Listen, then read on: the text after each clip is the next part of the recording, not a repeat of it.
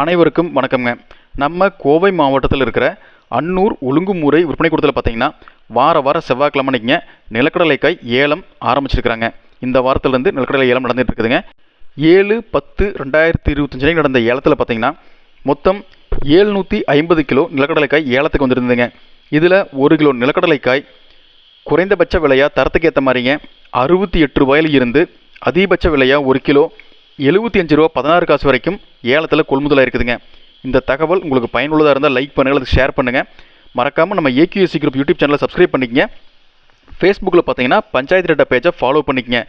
மேலும் இப்போ துவங்கி இருக்கிற நிலக்கடலை ஏலத்தில் கொண்டு விவசாயம் யார் விற்பனை செஞ்சாலும் எந்த ஒரு விவசாயிக்கும் கமிஷன் எடுக்க மாட்டாங்க.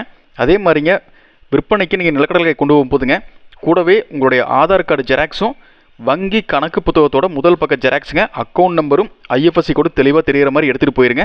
இந்த தகவலை உங்கள் சுற்றி இருக்க அத்தனை பேர்த்துக்கும் ஷேர் பண்ணுங்கள். நன்றி, வணக்கம்.